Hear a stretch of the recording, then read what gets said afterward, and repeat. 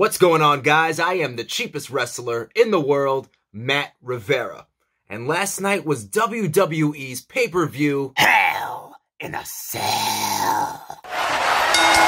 Talk is cheap. Welcome to the very first episode of Talk is Cheap, where we'll be talking about anything and everything wrestling. But today is all about WWE Hell in a Cell. Now, the kickoff match for this pay-per-view featured Drew Gulak trying to capture R-Truth's 24/7 I-95, first 48 hours, 7-11, 666. The devil?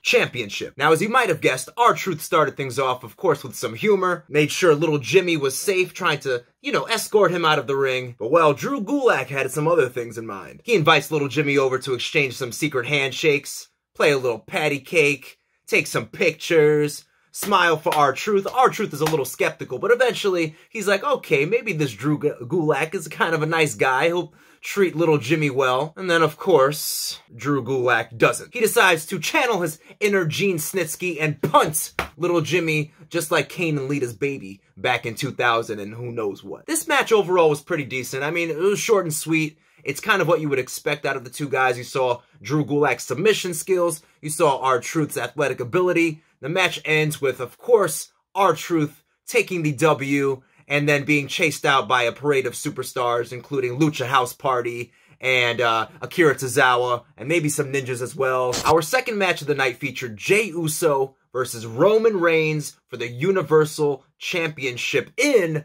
a Hell in a Cell I Quit match. Now, right off the bat, I was shocked to see these two guys starting this match as technically the first match of the night, but I think it really, set the stage for the show. So we have Jay Uso, who's trying to capture this title from his cousin, who is the self-proclaimed tribal chief and is unwilling to share that spotlight with his cousins, or anyone else for that matter. As you might expect from this match, you saw a slaughter from Roman Reigns, completely destroying Jay Uso, but Jay Uso refuses to quit. So this is where things get a little messy, folks. Do you quit? No. Do you give up, Jay? Do you quit? No. Okay, that is so much better. So much more clear. Now we can continue this thing. So Roman Reigns is beating the holy heck out of Jay Uso. I mean, he's trying everything. He's pummeling him. He's trying to choke him out. But Jay will not say those two magic words. I quit. So eventually the referee is like, listen, Roman, that's your cousin, man. You have to stop this. You have to stop this. And Roman's like, shh, unless he says I quit, this thing ain't stopping. So Roman decides to do something. He tosses the referee out. A bunch of security come, a lot of WWE officials trying to hold Roman Reigns back. And Roman Reigns says, no. Eventually, Jimmy Uso comes for the save. He's over his brother. He's telling Roman that is enough. This is the part of the match that I thought was genius. So what they have Roman Reigns do from there is he goes and chokes out Jimmy Uso. And eventually, Jay Uso comes to, sees what's going on, and says, I quit, just to save his brother. Now, that, ladies and gentlemen, is good writing. Overall, the match was decent. It was, kind of what you would expect from it. It wasn't anything amazing, but the end and the storytelling, the payoff is exactly what this match was all about telling that story of Roman Reigns becoming this obsessed, almost monster of a character, and it is genius. I love what they're doing with the tribal chief. In the very next match, we see Jeff Hardy, the charismatic Enigma, go one-on-one with Elias. Now, I'm going to be very brief. This match was okay. It was decent. It ends with a disqualification. Elias takes the win because Jeff Hardy decides to grab that guitar and smash it on Elias, which is kind of like, hey, he's even, technically. However, it wasn't much more than that. Now, this next match was unique. We saw Otis putting his Money in the Bank briefcase on the line against The Miz. This all came about because of a segment called Law and Otis, where The Miz was basically suing Otis for some reason. I don't know. He just basically didn't feel like he was fit to be Mr. Money in the Bank. John Morrison, he cheats a couple of times. The referee decides to kick him out. Now, as soon as he kicked him out, I knew what was going to happen next. Tucker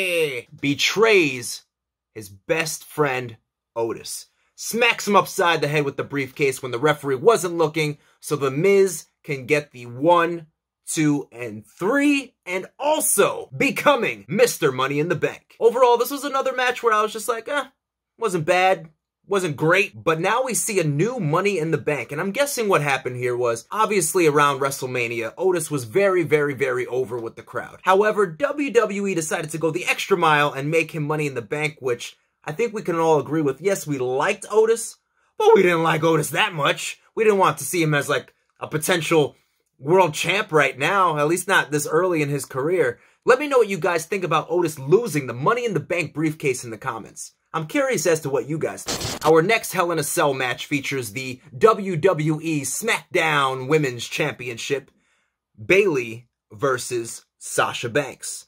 This match to me was excellent. It had everything that a Hell in a Cell should have. Some crazy high spots, some weapon spots, good use of the cage. It had everything you needed to end a rivalry, or in this case, maybe even kickstart one, because they haven't really been fighting much, but this is kind of their first big match in this rivalry. It had it all, except the one thing that I felt like really mattered.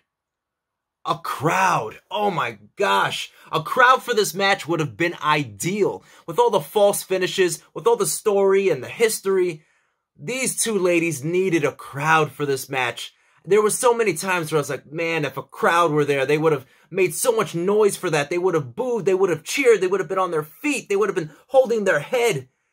But it really felt like something was missing, and that's what I really felt like it was. Amazing match by Sasha Banks and Bayley, but this needed a crowd. An impromptu match that was not advertised for the event was Bobby Lashley versus Slapjack from Retribution, with the United States Championship on the line. Both men come out by themselves and fight one-on-one, and honestly, it's a pretty good back and forth. And you start to see some more of Slapjack's ability, which I think gives him a little more credibility. The match is short and sweet, with Bobby Lashley taking the victory via the Hurt Lock, followed by Retribution hitting the ring, followed by the Hurt Business hitting the ring, and Retribution cowering off. One has to wonder, where is this going for Retribution? I mean, they've kind of been the cowards of this scenario. Now, you might just say, hey, they're the heels, and maybe we've made the Hurt Business the baby faces because they were so over anyway. So I guess only time will tell. Hopefully this leads to something at Survivor Series. And now it is time for our main event,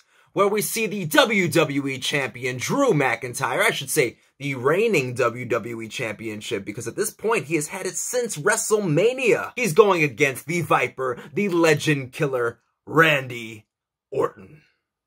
Now, this is the third one-on-one match for the title in this series of matches between the two superstars. And this, to me, another excellent match. Fantastic Hell in a Cell match, much like the Sasha Banks and Bayley. I feel like if there was a crowd there, it would have had even more hype. But we see everything from, you know, tables, to them climbing to the top of the cell and fighting up there, to Drew McIntyre falling off the cell, the side of the cell, let me specify, into the announce table. It's just, you know, crazy, heinous, just wild stuff. The match ends in surprising fashion when Randy Orton hits the RKO and completely shocks the hell out of me for the 1, 2, 3. That is the end of Drew McIntyre's title reign. Now, for some people, they really felt like, of course Randy was going to win. He wasn't going to lose 3 times in a row. Much to my surprise, Randy Orton leaves with the WWE Championship. I have to know if it was just me. Let me know in the comments if you were surprised that Randy Orton won, or if you saw this coming a mile away. Overall, I thought Hell in a Cell was a pretty damn good show. I really enjoyed it. The matches were solid. There were some matches that I felt like could have had a little more time or just a little more oomph to it. This was Talk is Cheap. I am the cheapest wrestler in the world, Matt Rivera, and I'll see you guys next time. Peace!